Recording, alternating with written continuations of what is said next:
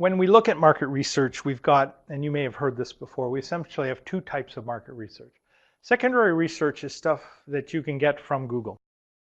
It's stuff you get from your associations, the reports. CMPA puts out these fantastic reports on international markets that tell you at least the top 10 that you might want to look at, statistics, demographics, information. CIA.gov is the CIA website, and they've got information on every country in the world. Deep, specific, technical data, everything on every country in the world. So that becomes a source of at least understanding basic things about a country, like how many consumers do they have? What's their average GDP? Can they even afford to see a film once a year, once a month, once a week? Things like that play an important role to what you're doing, but it's more for background information and reference on a particular market. It's typically in the public domain. It's available from resources or locations that are fairly straightforward to find. So that's going to be your starting point.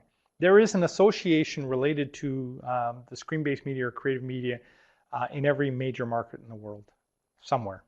And it's going to tell you a lot about that market. And hopefully it's not more than 3 years old, because this market changes so dramatically every year or every 2 years that you want accurate data. But that certainly is going to make up the bulk and the core of what you're doing. Of course, the danger is fake news. That's the biggest danger. You always need to at least back up that information or research with maybe a second piece of research on the same topic or the same fact. That's just the reality of the world today. Unfortunately, we have so much information out there that is actually not accurate, or it's very old, and they didn't put the date on it, and it's 15 years old, and it's talking about a trend. Well, that's not going to help anybody. So as much as it's extra work, you certainly need to start taking that into consideration, that whatever source you're using, obviously the more government, the more official and the more public it is, having been funded and paid for by Statistics Canada, at least we can put much more weight on the fact that that's going to be more accurate than a blog that's being written by somebody in Europe that says he's an expert in film and cinema.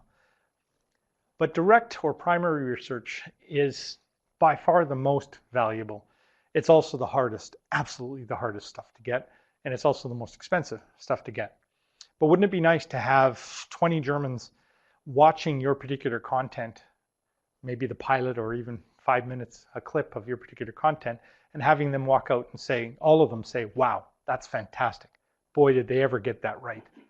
Because then at least that gives you good, solid, usable feedback that you can then incorporate into everything from an episode to using it as part of your pitch to a buyer in the German market.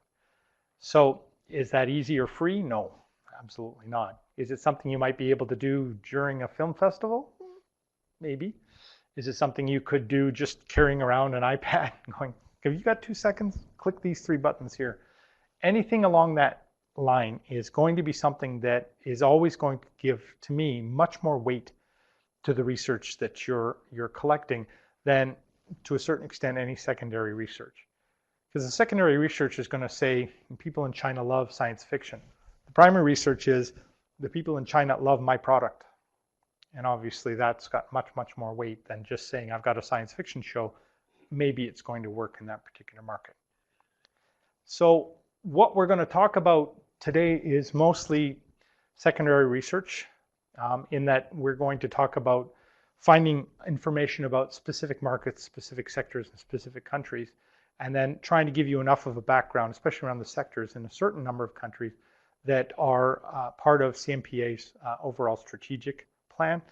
And then the primary research will speak more towards maybe some examples of how you could get primary research done in specific markets. I probably would only focus on primary research after I've figured out, I've kind of narrowed down the particular markets that I think I'm going to go into, because at the end of the day, it's going to take investment and it's going to cost. So why do we do market research? Well, obviously, I keep going back to that, planning and decision making. So what we want to be able to do is to say, okay, the content that I create seems to lend itself to a British audience, especially out here on the East Coast. If we're doing things like Anne of Green Gables, that particular type of content plays well within the Commonwealth. It's very popular, has always been very popular, And because the UK, Australia, South Africa, and a couple of other countries have such a good fond appreciation for Canada and our particular culture, then that's your first 4 or 5 markets in a sense, because that's going to, at least you understand that those markets are more amenable to the particular content that you produce. Well, then that's going to help with my decision making. Am I going to get some reports paid for? Do I invest $1,200 in getting the latest creative, screen-based media report out of the UK? Do I engage with a marketing company in the UK that is going to reach out to the top 50 buyers of this content within the UK and set up meetings for me when I do my first visit in market? So it's all part of that decision-making process. From there, obviously, you need to understand the cost benefit. How much do I have to alter? How much do I have to change? Do I have to partner with somebody in that market? Do they need to own part of my production? And then that's going to help focus the effort. And then you continually go back to the plan. And every time you go back through it, you can say, okay, well, did we find another opportunity that feeds back into that we can piggyback off of what we've done? If you've altered anything for the UK market, then trust me, you're going to be able to sell that altered content in 20 different countries. Because now that kind of double effect of the Canadian content and the UK content is providing extra value and will probably be appreciated in a lot more markets in the world than just the first go round. So know before you go. To me, it's always about answering a question.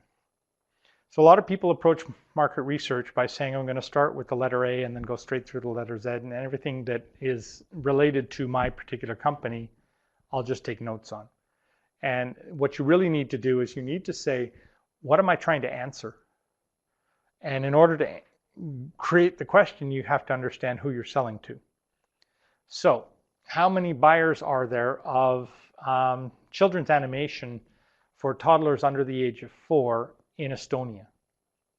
So regardless of whether we eventually find that answer, which is actually going to be really tough, but maybe you can get that answer by talking to the Creative Industry Association or somebody in Estonia. But the reality is that when you bring it down to that particular type of question, then the research is targeted specifically at answering that. So now we're going to find out, well, how many children are there in Estonia? How many broadcasters are there in Estonia? How many shows were shown on that broadcaster that focus specifically on that market? And these will eventually lead to an answer that says, there's 10. Who are the 10? Well, 5 of them are European, or they're not even in the country. Okay, we'll push those aside. And then now we've actually got the list of companies that we know we have to talk to.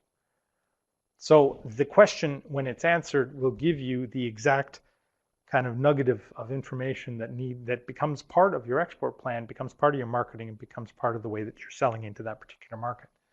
So always try to be much more focused on the market research objectives, because if you answer those questions, you've pretty much created your action plan on how you're going to, who are they, where are they located, how many are there, does it justify going into that market? And if yes, then that's what I'm going to focus on.